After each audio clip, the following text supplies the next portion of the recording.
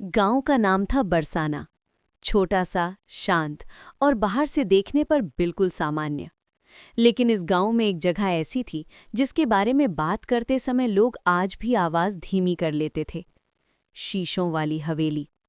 हवेली गांव से थोड़ी दूर आम के घने बाग के बीच खड़ी थी। दिन में भी उस हवेली के पास से गुजरते समय अजीब सी ठंड महसूस होती थी, और रात में तो वहां से गुजरने की हिम्मत कोई नहीं करता था। एक नई शुरुआत।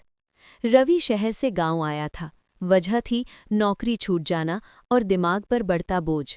डॉक्टर ने साफ कहा था, कुछ समय शांति में रहो वरना हालात बिगड़ सकते हैं।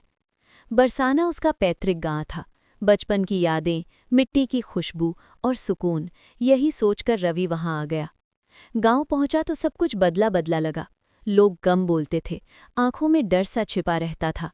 जब रवि ने रहने के लिए घर ढूंढना शुरू किया तो एक बूढ़े ने कहा, अगर सस्ता चाहिए तो एक हवेली है। रवि ने पूछा, कौन सी? बूढ़े का चेहरा उतर गया। वही, शीशों वाली हवेली। 2 हवेली का रहस्य। गांव वालों ने मना किया, वहां मत रहना, वो जगह ठीक नहीं, रात में अजीब आवाजें आती हैं। लेकिन रवि तर्क से सोचने वाला था।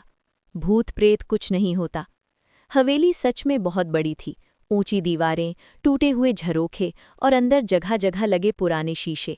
सबसे अजीब बात, कोई भी शीशा टूटा नहीं था, जबकि हवेली सालों से बंद पड़ी थी। पहली रात रवि को नींद नहीं आई। हवेली में हवा भी अलग तरह से चलती थी, जैसे कोई फुसफुसा रहा हो। 3 पहला संकेत। रात के करीब 2 बजे। खड़ खड़ खड़। रवि उठ बैठा। आवाज शीशे से आ रही थी। वो धीरे धीरे उठा और मुख्य हॉल में पहुंचा। हॉल के बीचों बीच एक बड़ा शीशा था। उसमें रवि खुद को देख रहा था, लेकिन उसका प्रतिबिंब मुस्कुरा रहा था। रवि नहीं मुस्कुरा रहा था। अचानक शीशे में दिख रही परछाई ने होंठ हिलाए। अब तू आ ही गया। रवि पीछे गिर पड़ा। 4 पुरानी कहानी। सुबह होते ही रवि गांव के सबसे पुराने आदमी दीनानाथ के पास गया। दीनानाथ ने गहरी सांस ली और कहा, 50 साल पहले उस हवेली में एक औरत रहती थी, कमला। कमला बहुत खूबसूरत थी, लेकिन उसे शीशों से अजीब लगाव था। वो घंटों खुद को शीशे में देखती रहती। लोग कहते थे, वो शीशों में कुछ देखती है जो हमें नहीं दिखता। एक रात कमला की हवेली से चीखें आईं।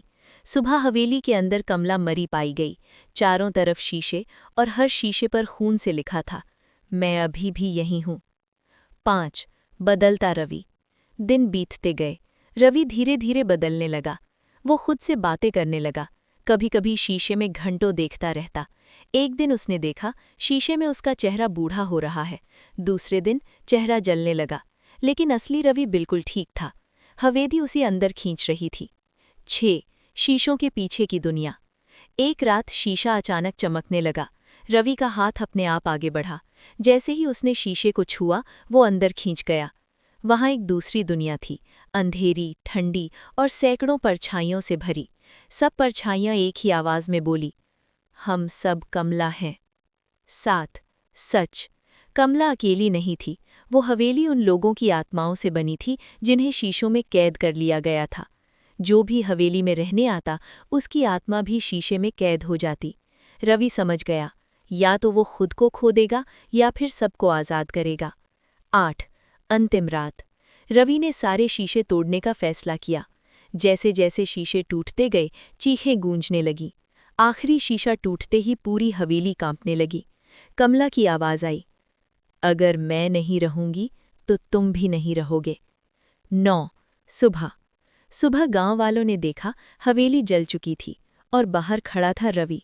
लेकिन उसकी आंखों में वो रवि नहीं था। वो मुस्कुराया और बोला, अब ये हवेली मेरे अंदर है। 10 आज भी बरसाना में जब कोई शीशे के सामने देर तक खड़ा रहता है तो गांव वाले कहते हैं, ज्यादा मत देख, कहीं शीशा तुझे देखने न लगे।